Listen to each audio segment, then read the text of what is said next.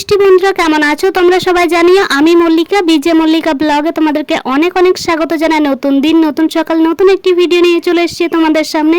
সকালবেলাতে একেবারে স্নান সেরে ফ্রেশ হয়ে নিয়েছি আর সকালের বাসি কাজগুলো কমপ্লিট করে নিয়েছি। বরমশাই দোকান খুলে একেবারে দোকানের মধ্যে বসে তার কাজগুলো করছে। আর এই যে দেখলে যে টুলটা নিয়ে আসলাম, সেটা কিন্তু নতুন নেওয়া হয়েছে কিছুদিন আগে। তোমাদের সাথে তো শেয়ার করা হয়নি সেদিনকার, বৃষ্টি যেহেতু হচ্ছিল, কারেন্ট ছিল না, ফোনে চার্জও ছিল না, সেই কারণে কিন্তু ভিডিও করা হয়ে ওঠেনি, তোমাদেরকে দেখানো হয়ে ওঠেনি। সকালবেলাতে খাবার জন্য বিস্কুটটা বের করে নিলাম। আমি শুধু ভাবছি আমার খাবারের মধ্যে কে লোভ লাগাচ্ছে যে আমার হাত থেকে বিস্কুটটা পড়ে যাচ্ছে। তো এইদিকে দেখতেই পাচ্ছ, তার মধ্যে আলুটা বের করে নিয়েছি। এখন বসে বসে সবজিটা কুটে নিয়েছি। সবজি বলতে ওই অনেকদিন থেকে ডিমের তরকারি খাওয়া হয়নি, তাই ভাবলাম আজকে ডিম রান্না করব। বরমশাইকে দিয়ে সকাল সকালে ডিমটা কিন্তু কিনে আনিয়ে নিয়েছি, তাই এখন আলুটাকে কেটে সেদ্ধ করতে দেবো ভাতের সাথে। আগে কিন্তু আলুটাকে কেটে ছুলে নিলাম। আর এইদিকে দেখো চাল নিতে চলে এসেছি ঘরের মধ্যে। আর এই যে বড় বালতিটা নেওয়া হয়েছে চাল রাখার জন্য, যেটা আগে ছিল সেটা কিন্তু কেমনই যেন গন্ধ করে চাল রাখলে, সেই কারণে কিন্তু সেটাতে আর রাখা হয় না এখন। আগে মাকে দেখতাম এইরকম একটা চালও যদি পড়ে থাকতো না, সেটা মাটিতে পড়ে থাকতে দিত না, সেটাকে তুলে নিত। ঠিক আমিও সেটাই করছি এখানে।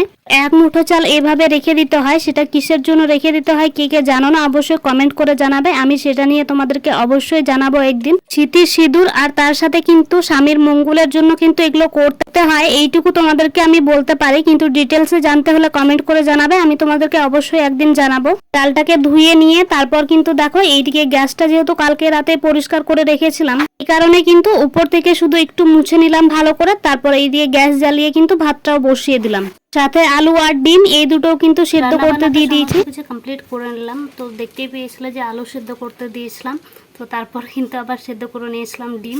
তো আলু আর ডিমের তরকারি করেছি।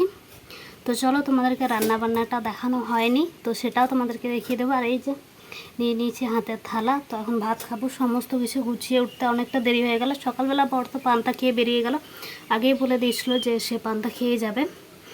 তো চলো তাহলে আমি এখন খাবারটা খেয়ে নিই। আজকে আর বড় অপেক্ষা করবো না, যেহেতু সে খেয়ে বেরিয়েছে। দুপুরে আসবে কিনা ঠিক নেই, সে বলেই গিয়েছে সেটা যে তুমি খেয়ে নিও।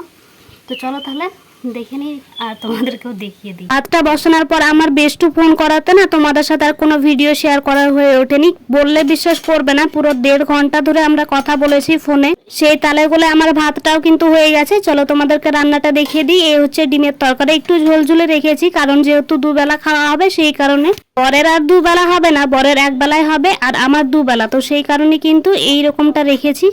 তো দেখতেই পেলে ওখানে রান্না বান্না রেখেছি। আর এখানে দোকান ঘরের এখানে আর কি এখন রাখার কারণ হচ্ছে এখন দোকান বন্ধ, কারণ যেহেতু বর নেই, তো বরটা এখন কাজে চলেই গেছে, তো সেই কারণে কিন্তু এখানে বন্ধ করা আছে। আর এখানে ভাতটা এনে রাখলাম, কারণ বাইরে বেড়ালের উৎপাত, কখন মুখ দিয়ে দেবে তার কোনো ঠিক নেই, তো সেই কারণে কিন্তু এখানে এনে রাখলাম। কি যে এখানটায় হয়েছে, একটু ব্যথা ব্যথা করছে।